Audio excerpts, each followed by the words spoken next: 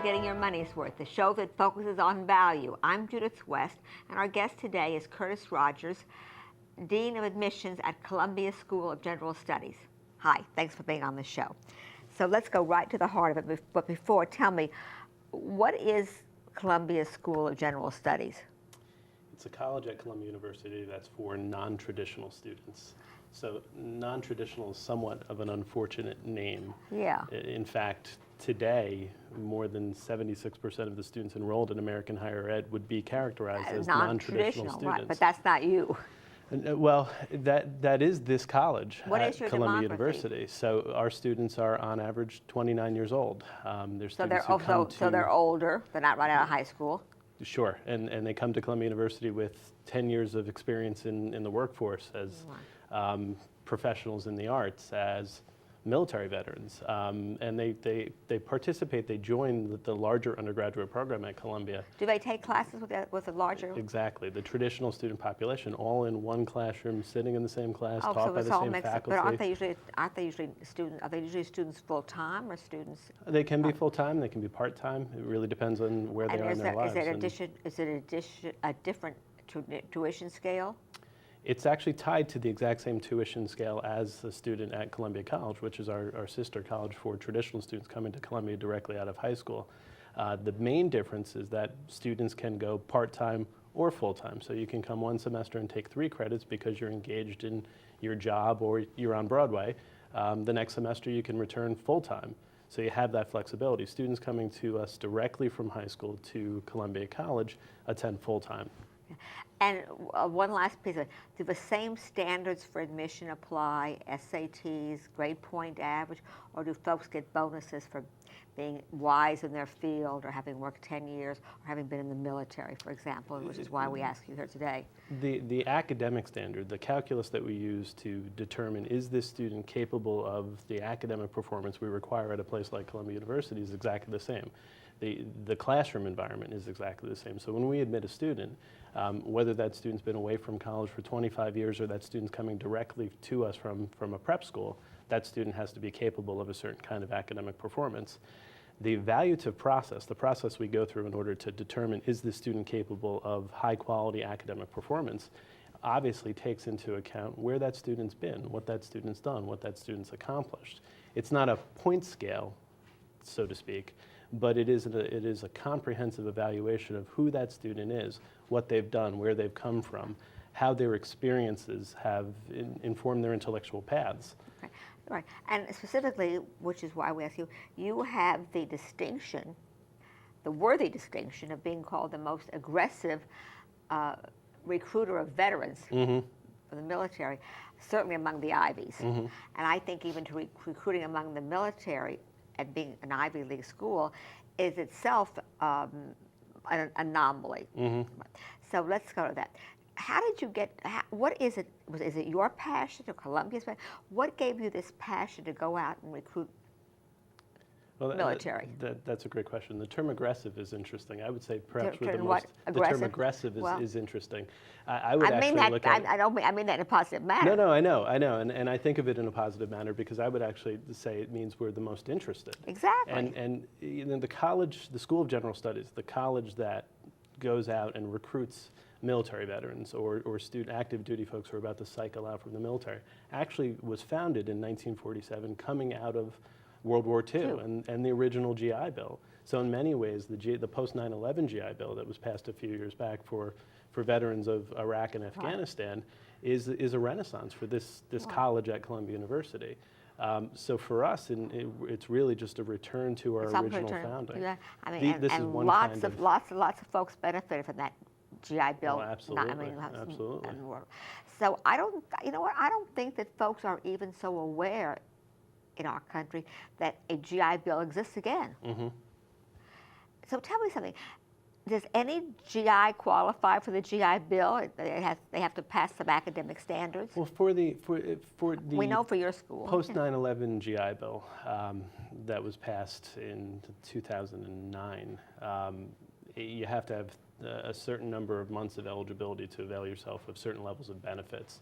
Certain months being in the military. In the military. So, and based on your time served, so if you're 36 months in the military post 9/11, you're eligible for 100% benefits under the GI Bill.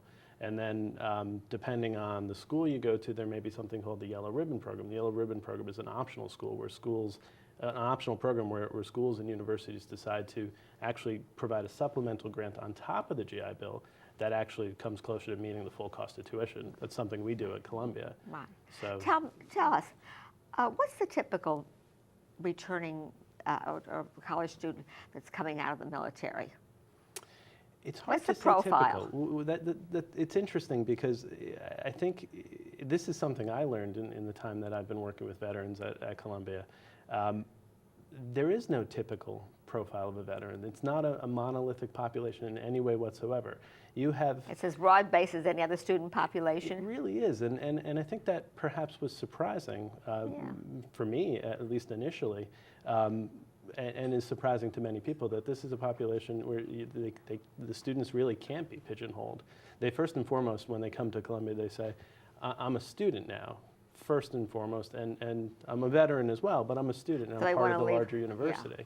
Yeah. But they take great pride in their service, and they find great company in the veteran community we have at Columbia University. We have 210 undergraduates, over 300 and I think 390 total veterans on campus, so it's a significant community. But they really represent all kinds of different political ideologies and positions and perspectives. Do these non-traditional students take a traditional four-year course leading to a baccalaureate degree, or? Well, that's exactly it. It's non-traditional students pursuing a very traditional liberal arts education. And so they're taking the Columbia core. They're interacting with our majors. They're sitting with our faculty and sitting with our traditional students.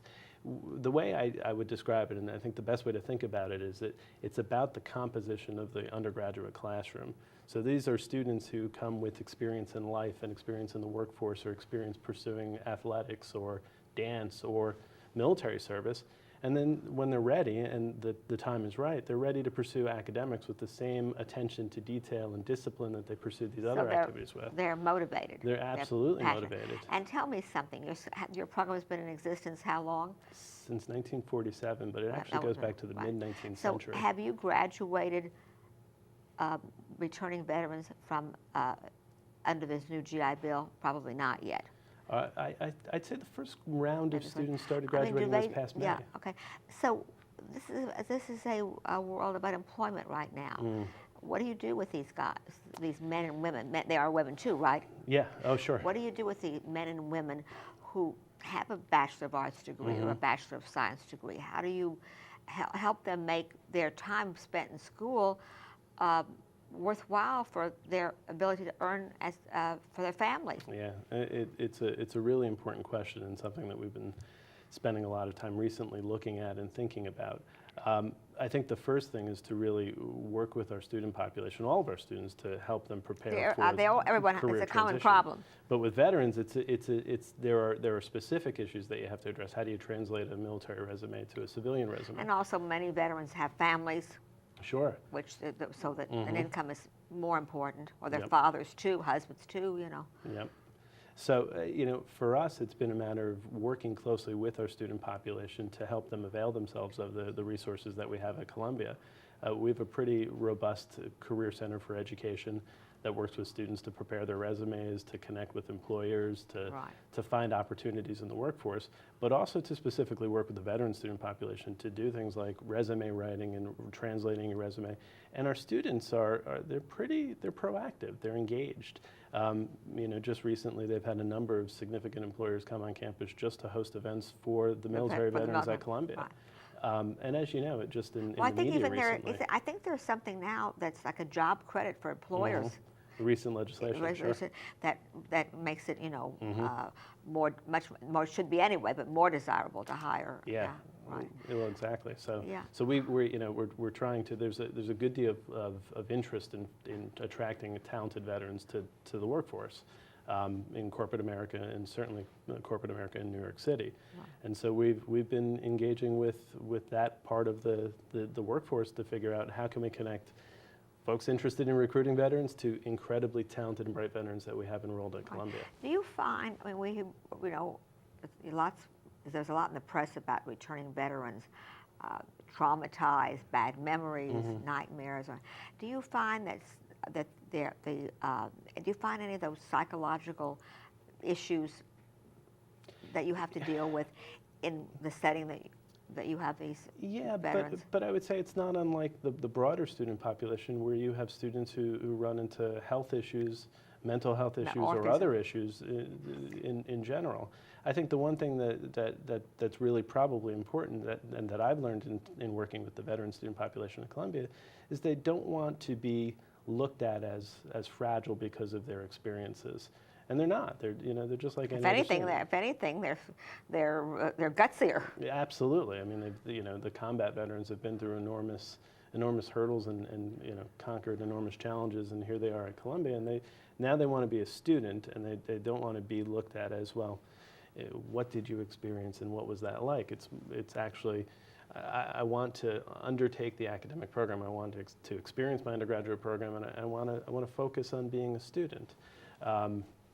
That said, like we do with all of our students, it's important to make sure that there are resources there and that we are particularly attuned to the kinds of challenges that one might face in a really competitive academic classroom experience and a really challenging academic environment. And I might think that might be more so among the returning veterans, that they need a little more counseling or guidance. I haven't necessarily seen that. What I have seen is that there is the community, the support within the veteran community.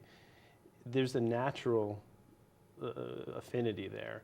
They gravitate to each other, and from the day they arrive on campus, they gather together there's an organization among the undergraduates called the Columbia University Military Veterans. Oh, really? And and it's a pretty large student group, and from day one. I don't think anyone would ever have thought that. I'm glad we had you on. Yeah, it was associating veterans in Columbia. I mean, it was the global show, but Columbia is known, on planet Earth as a very select, academically challenging Ivy League school. And that brand doesn't necessarily fit with the image of returning veterans. Yeah, and that's unfortunate, I think. Yeah. And I think that's changing in a lot of ways. What we found is that the veteran students that have come to Columbia are really incredibly talented students. I mean, that's the reason why I'm visiting Camp Pendleton and talking to the wounded warrior of the town. You actually go on the military bases and recruit. Yeah, I have, absolutely. Right. I mean, what a role you have. Here you are recruiting and enticing folks to come to a school like Columbia under the GI Bill. Yeah, it sounds like a good role to me, Curtis. It's great because of who I get to meet. These are fascinating and talented men and women. And they've served their countries well, and they're ready to move on to the next stage in their lives. And this country certainly ought to make that opportunity available to them. Sure, and that's part of what we're trying to do, sharing information and saying that a place like Columbia University is attainable, that you can find yourself here, even though you didn't go to Columbia directly out of high school. Or maybe never thought of going, but now you can. Absolutely. Right. Okay. So. Well, it's a wonderful thing you're doing. We read about it in the New York Times, and I thank you very much for being on the show, and all I can say is keep it up. Sounds good to me. Thanks for being on the show. Thank you very much. Hi, you're watching Getting Your Money's Worth. I'm Judith West. Thanks for watching.